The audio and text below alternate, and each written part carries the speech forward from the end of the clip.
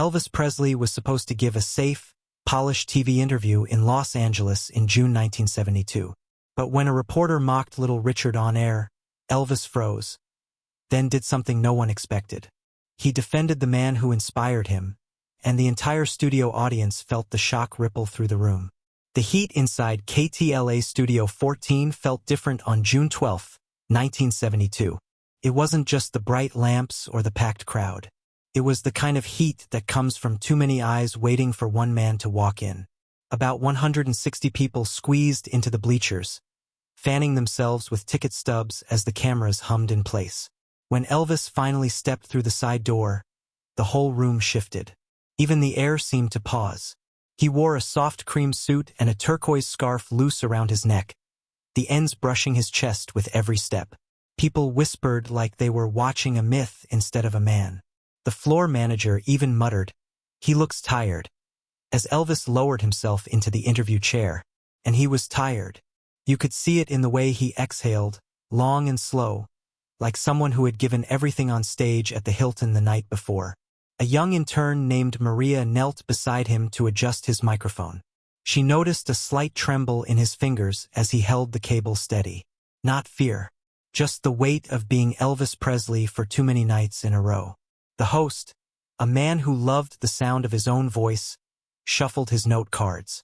"We've got a few interesting questions today," he teased. The audience chuckled politely, but it didn't reach their eyes. Everyone sensed this interview might carry a different charge. Maybe it was the way Elvis kept blinking, as if clearing away a thought he hadn't decided to share yet. The cameras rolled. The red light blinked. The room fell into a hush so complete that you could hear the faint click of a stagehand's pen in the back row. The host opened with soft pitches. Safe questions about touring schedules, favorite songs, memories from Memphis. Elvis answered gently, smiling at the right moments, even getting a warm laugh from the crowd when he joked about losing a scarf to an overexcited fan. The audience leaned closer, happy to settle into the comfort of his voice. But underneath that comfort, something else swirled. There was a tension in the studio that didn't belong to the lights or the heat. It came from the host's growing eagerness, the kind that makes a crowd quietly nervous. They could see him inching toward a question he seemed too proud of. Maria felt it too. She stepped back behind the camera line, her hands still resting near the audio board, watching Elvis closely. Maybe the real question wasn't on the cards at all. Maybe the real question was why the host suddenly seemed determined to steer the conversation toward trouble. A wave of silence rolled through the bleachers as the host cleared his throat. A long, pointed sound. A sound that made people straighten in their seats without realizing why. Moments like these define how an entire room breathes. And in that second, before the words left the host's mouth, the entire audience leaned in, waiting for something they didn't yet understand. What does a room feel like when history is about to tilt? And how does one quiet question carry enough weight to change a legend's night? The host leaned forward, eyes gleaming. Then he asked the question that stopped the room cold. The question dropped into the room like a stone hitting water.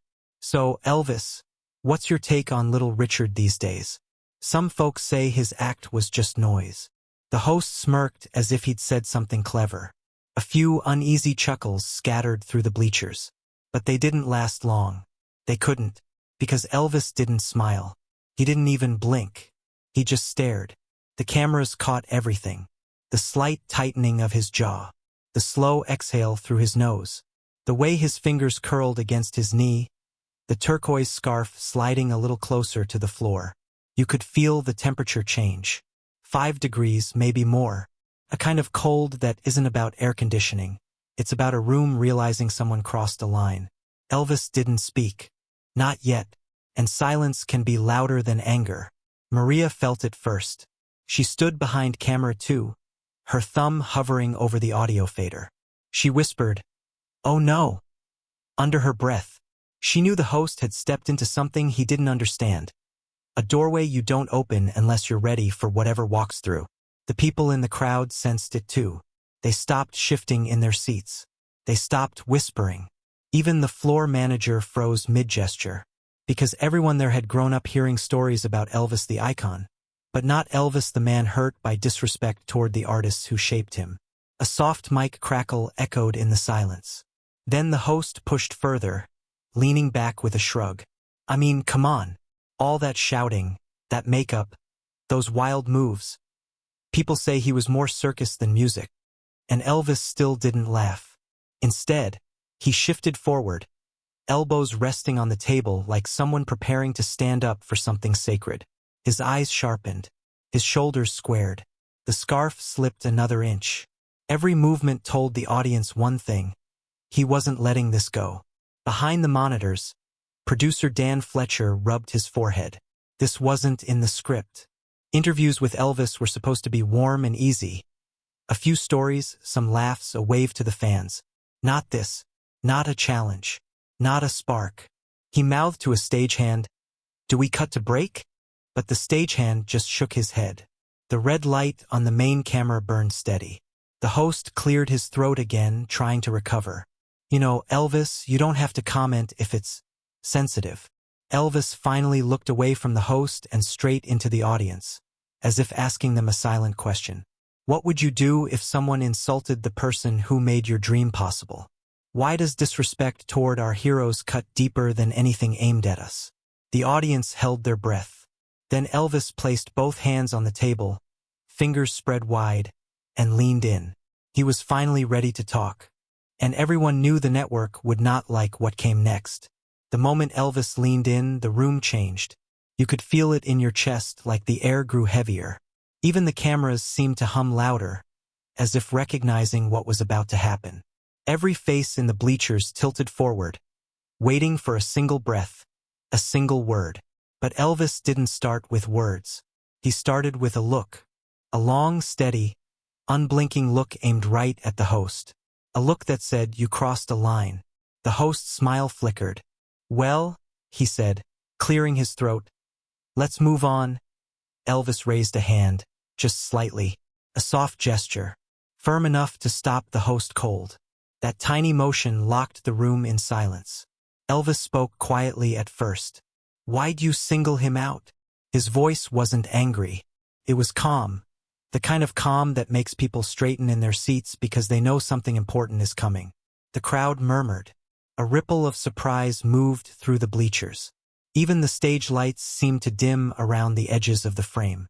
The host forced a laugh. "Oh, just asking. Just, why him?" Elvis asked again. This time his voice was stronger. He didn't break eye contact. A security guard near the corner shifted his stance, unsure whether he was supposed to step closer or hold back. You could almost see his heartbeat quicken through his shirt. The interviewer tried to joke. "You're taking this awful seriously, Elvis." But Elvis didn't laugh. Not even a smile. He leaned closer to the mic until it caught the soft scrape of his breath. "Little Richard," he said, "was doing this long before any of us were allowed to." The room went still. Shock sentence. Pattern breaker. He continued, speaking in a low, even tone that somehow carried through the whole studio. He was shouting on those stages before the rest of us even knew what shouting was. He was playing to crowds that didn't want him, and he kept going anyway. The host blinked, suddenly unsure of his own script. He shuffled his cards. One slipped from his hand and clattered softly onto the desk. Elvis didn't look down. "You call it noise? Then you don't understand what it meant for all of us. You don't understand how much he carried on his back." People in the audience exchanged glances. A few nodded. One woman whispered, "Tell him, Elvis." She didn't mean to say it so loudly, but the boom microphones caught it anyway. Behind the cameras, producer Dan Fletcher rubbed his temples. He whispered, "We should cut to commercial." But no one moved. No one dared. Maria, still at the audio board, whispered to herself, "He's not stopping. He's really not stopping." Why does a crowd hold its breath when someone finally says the truth? And who decides which legends get remembered and which ones get erased? The host swallowed hard. His voice cracked slightly. "Do you really think he deserves that much praise?" Elvis stared at him, eyes sharp, shoulders square. This was no longer an interview. This was a line in the sand. and Elvis was about to step fully over it. The host's question hung in the air like a challenge. Do you really think he deserves that much praise? His voice was thin now, shaky, almost swallowed by the size of the moment. The whole room leaned in, waiting to see whether Elvis would back down or step forward. Elvis didn't hesitate. Yes, he said, a single word, sharp enough to cut the silence cleanly in half. Then he added, even louder, I wouldn't be here without him. The crowd reacted like someone had released a held breath. A wave of murmurs spread through the bleachers. People sat taller. Some nodded. One man whispered, finally someone says it. Elvis kept going. You want to talk about the roots of this music?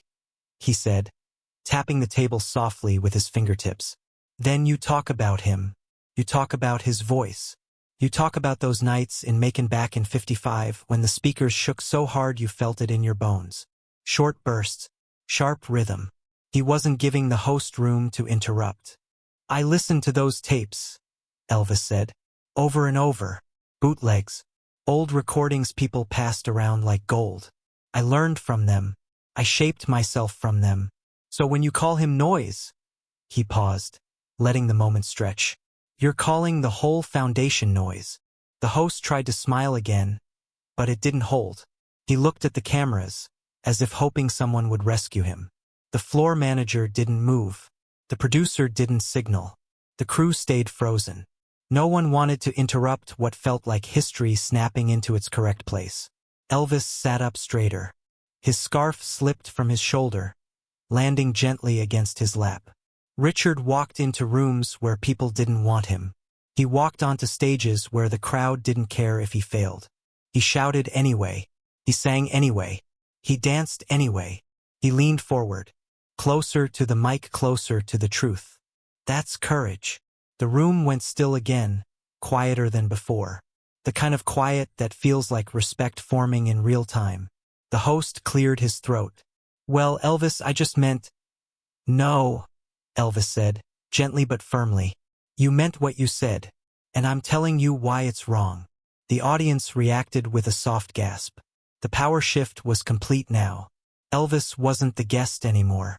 He was the anchor holding the whole moment in place. Then Elvis said the line that would follow him for decades. He is the architect of this whole thing. 14 words.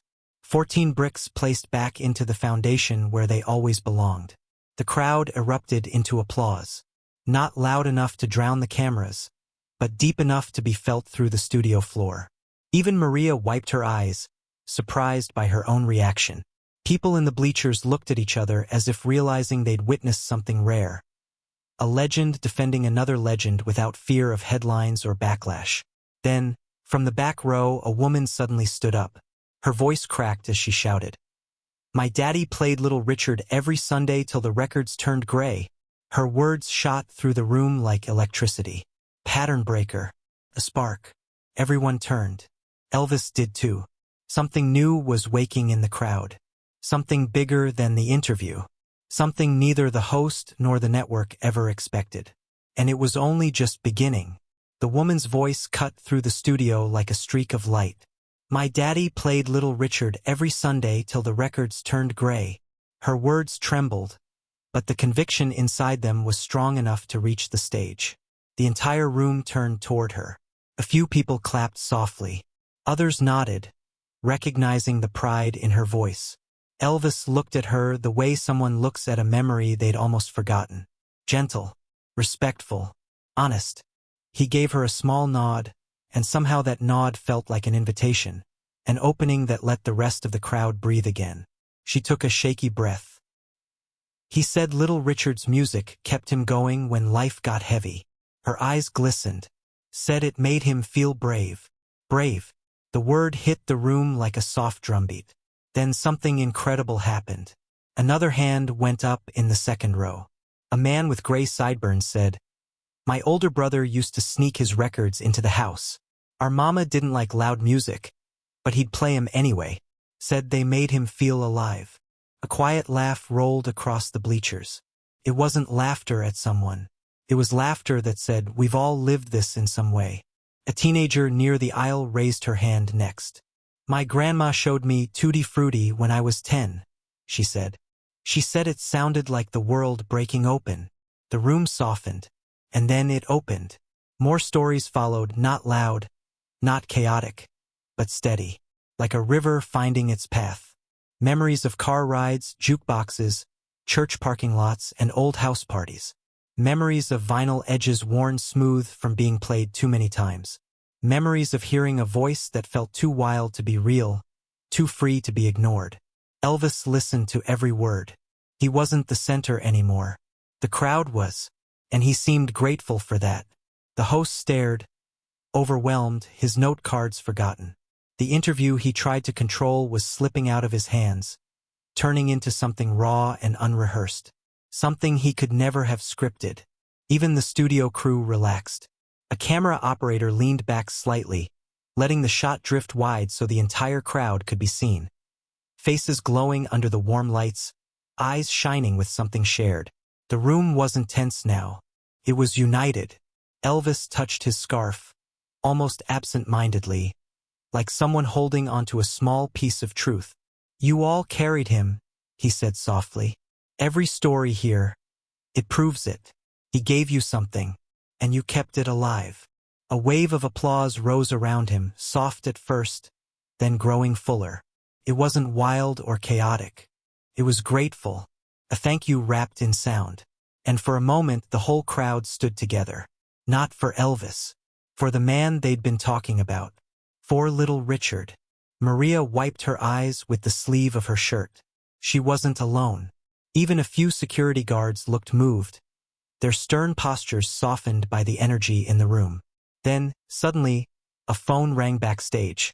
Sharp. Urgent. It sliced through the warmth like a blade of sound. A producer grabbed it, listened for 3 seconds, and went pale. He whispered, "Oh my God! They want us to do what?" The message on the other end would change everything about this episode. Everything.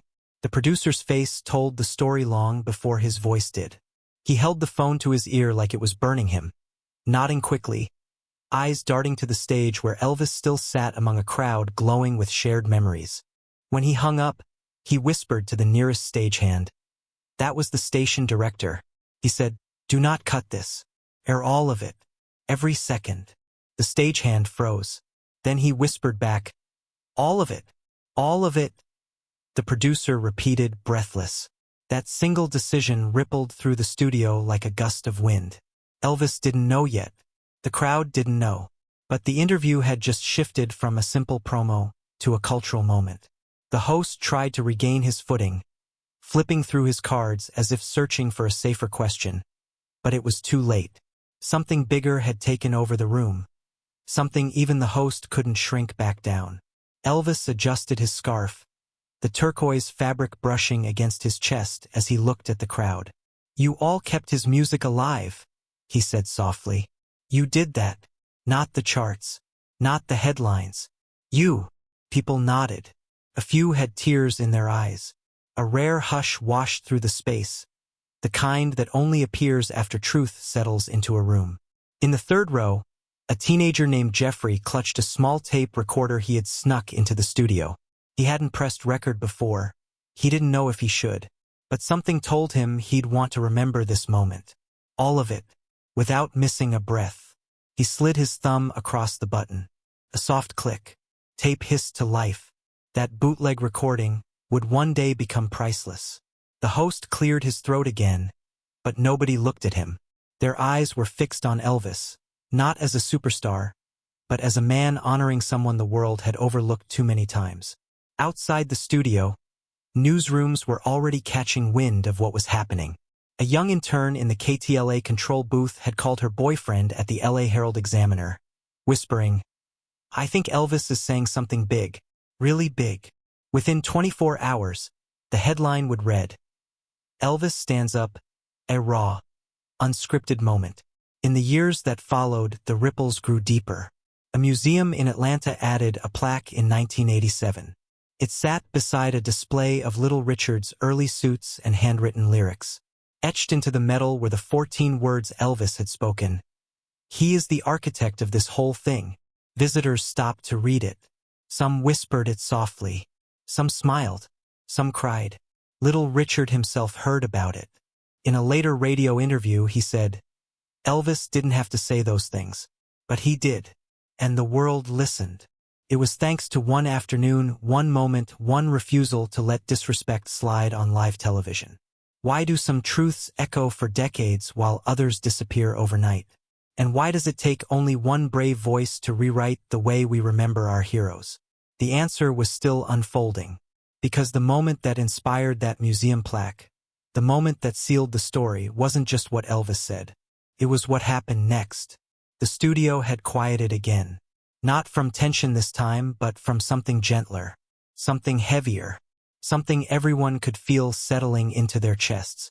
Elvis rested his hands on the table, not in defiance, not in anger, but in a kind of peaceful certainty, the kind that comes only after a person has said the thing they needed to say, even if the world wasn't expecting it. He looked out at the bleachers, faces of every age, eyes still shining from the stories that had filled the room a few minutes earlier. People who arrived as strangers now shared a memory they would carry for the rest of their lives. And Elvis knew it. People help you, he said, even when they don't know they're helping, even when the world forgets their names. His voice was soft, but it traveled across the studio with surprising strength. You don't stand on a stage alone. You stand on every shoulder that lifted you there. Maria, still behind camera 2, pressed a hand to her heart. She didn't expect to feel emotional during a celebrity interview. Yet here she was, blinking back tears she didn't bother to hide. Elvis continued. Little Richard didn't get the thanks he deserved. Not from the industry. Not from most of the people who took pieces of his style and made careers out of it. He paused for a breath. But I can thank him. Right here. The audience leaned in. He wasn't raising his voice. He didn't need to. When someone shows you the way, Elvis said, you say thank you. Doesn't matter how long it's been. Doesn't matter who's watching. A long silence followed, the warm kind, the thoughtful kind. The kind that fills a room when everyone is quietly deciding what the moment means to them. Why do we so often forget the people who shaped our paths? And how much courage would it take to honor them out loud, even when no one asks us to? Elvis smiled at the crowd. A tired smile, but a grateful one. You all made something real today, he said. You didn't just listen. You remembered. The host tried to wrap the segment with a cheerful closing line. But even he sounded different now. Smaller, humbled by the shift he hadn't planned for. He thanked Elvis. He thanked the audience. But everyone knew they weren't just ending an interview. They were ending a moment that felt bigger than anyone in the room. A moment built from honesty. A moment born from respect. A moment shaped by a man refusing to let another man's legacy fade quietly. Decades later, footage from that day would still circulate online. Grainy clips, bootleg audio, museum plaques, fan posts, each one keeping the story alive. The lesson stayed alive with it. Greatness isn't just measured by how far you climb. It's measured by who you lift with you and who you thank along the way. If this moment moved you, share it with someone who loves music the way you do. Stories like this remind us how fragile legacies can be and how powerful a single voice of honesty becomes. Tell someone you know about the legend behind the legends, and keep their names alive one memory at a time.